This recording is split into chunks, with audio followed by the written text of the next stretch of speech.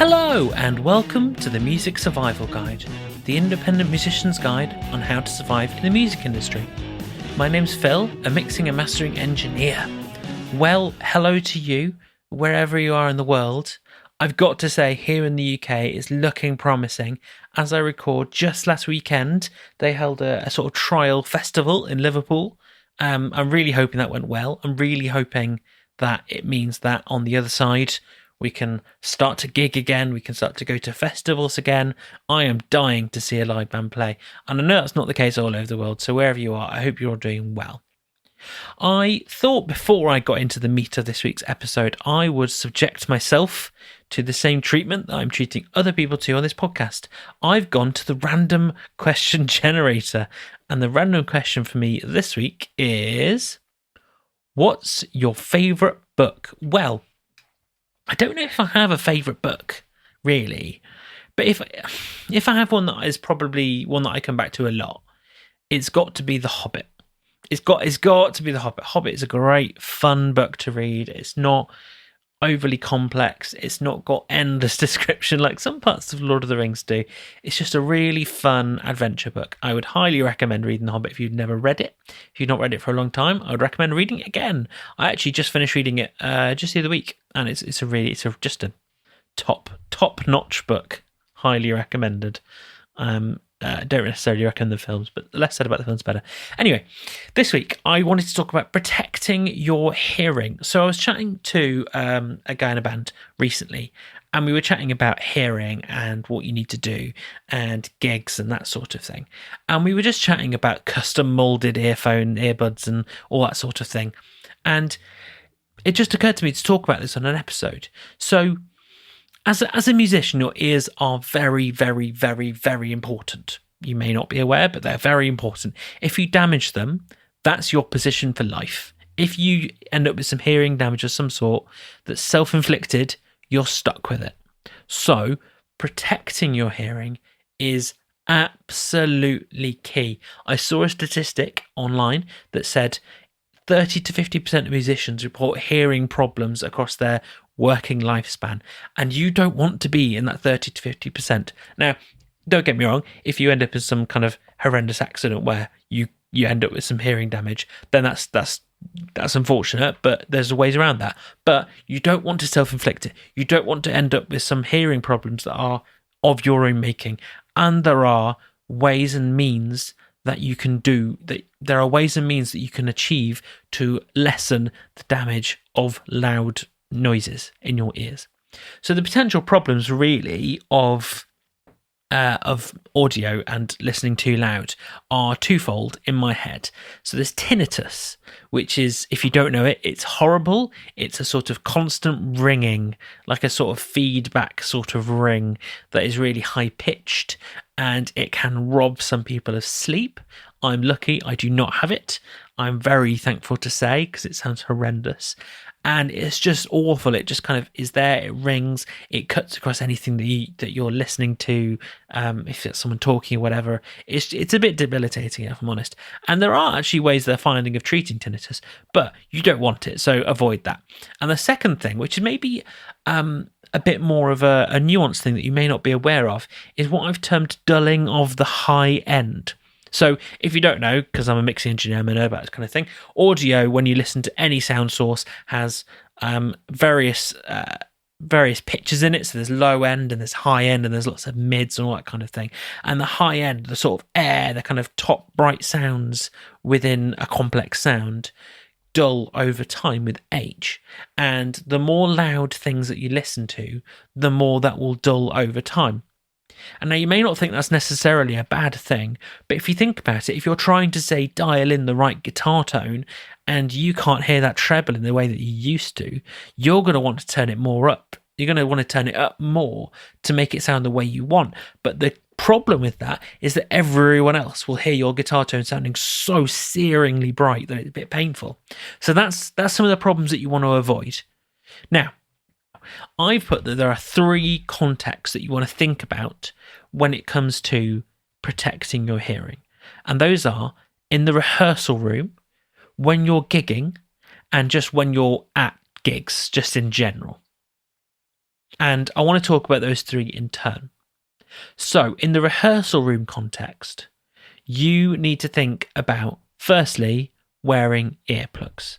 Now, I know, and you know, that wearing earplugs is not as exciting as just having no ear protection at all, hearing every amp roaring, the drums going, and it just sounds magnificent.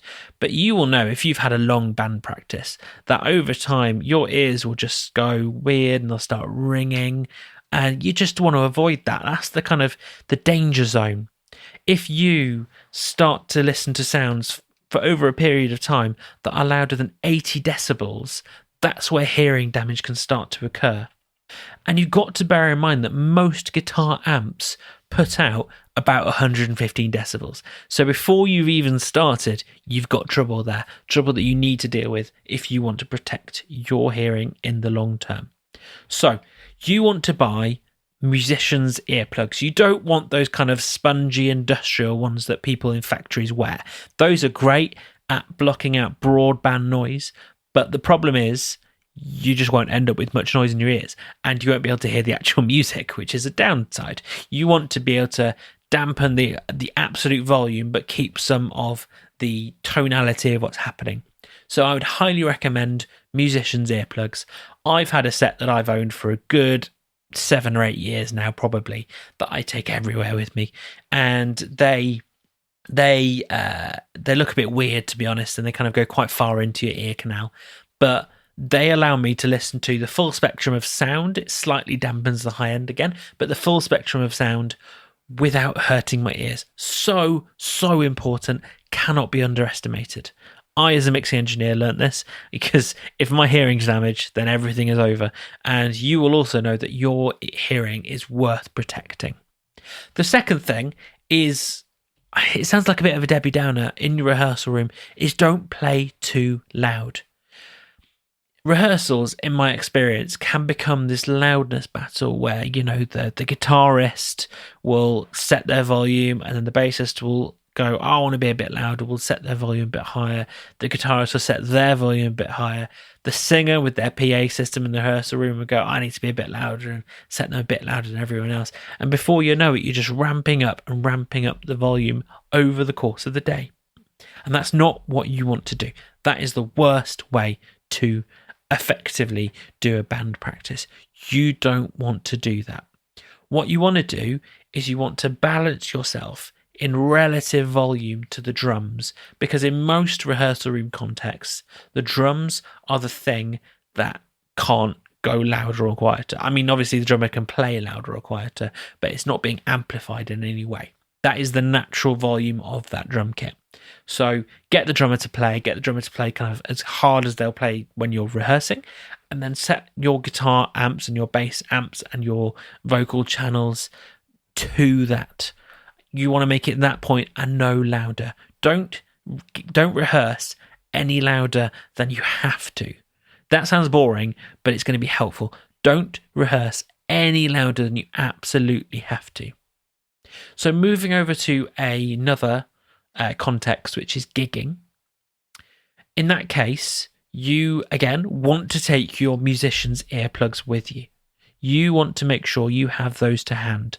Most pub gigs, you're going to either have absolutely no monitors at all, in which case you're relying on the pure volume of the stage to hear each other, and that's where hearing damage can occur, or you're going to have some little wedge monitors down on your feet. And again, they're going to be set quite loud, and you just want to protect your hearing with some earplugs. Really simple solution, really worth doing, especially over the long term. If you happen to be in a happier situation where you have some in-ear monitors, amazing, absolutely amazing. You can set the volume for your own ears. You can obviously have every part of the band as relative volume to each other. You can have yourself a little bit louder as you need. And the thing to bear in mind about setting monitor levels, and this is actually the same when you're wearing headphones, if you're in the studio recording, any context like that, don't make it too loud. I know it's not exciting to have it quieter. Don't make it too loud. Make it just loud enough that you can hear what's going on.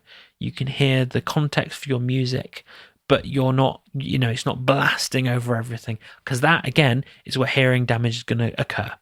If you're in the street, say, and you're listening to some music, again, don't listen to it too loud. Just loud enough will do. It's how you protect your hearing in the long term. The final context for hearing and protecting your ears is at a gig. Now, at gigs, there's just no way around it. Wear earplugs every time, every single time. It doesn't matter if you're in a tiny pub or in a huge arena. They will both damage your hearing in different ways over prolonged periods. So just buy some earplugs and take them with you to your gig. Wherever it is, take them with you. I never go to a gig, and I haven't done in several years. It's when I learned this myself. I haven't done a gig without these earplugs. They're absolute lifesavers, to be honest. They help me to hear everything. These are musicians' earplugs. They help me to hear everything properly, but not overhyped, not over loud. It's not hurting my ears as some gigs do nowadays. Just absolutely fine. Now, you may be thinking, sure, musicians' earplugs, 20 quid, whatever, sure. What about some custom molded earplugs, that kind of thing? If you have the money to do that, I would say absolutely go for it. Absolutely spend some money on some custom molded earplugs, that kind of thing, over musicians' earplugs. Why? Because they'll be a good fit for your ear. If you've ever had them made, they're very strange. They kind of pour some stuff into your ear that kind of solidifies, and it gets the shape of the inside of your ear, and it helps to block the sound. And if you get some musicians' versions of earplugs like that are custom molded, they will work better.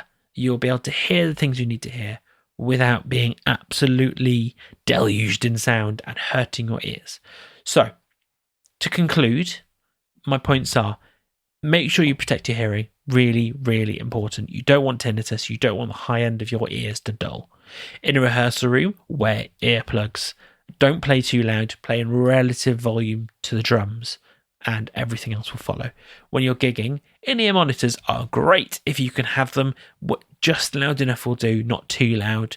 If no in-ear monitors, that is, then go for earplugs every time. Have them with you. Even if you're expecting an in-ear monitor gig, if something goes down, you've got those earplugs ready so that you don't need to hurt yourself. And when you're going to a gig, wear earplugs every time. Not an option, just do it. So that is it for another episode of the Music Survival Guide. If you enjoyed it, then please leave me a review wherever you listen to this podcast, on whatever platform you are. Just let me know if it's not Apple Podcasts, because I don't know if I get reviews for those in. I really appreciate them, and I will read them out as and when I get them, because I love when people leave me a review. Please also share it with any friends and bandmates if you thought it was useful. If there's a bandmate you're trying to bug into getting some proper ear protection, this might be the last little nudge they need to go that way. Might not be, but hopefully it will. Finally, I really appreciate all of you. So if you're interested, I have a community on Facebook called the Music Survival Guide Community. Hop over there for chats about music and band life with other musicians and industry people. And I will see you next time.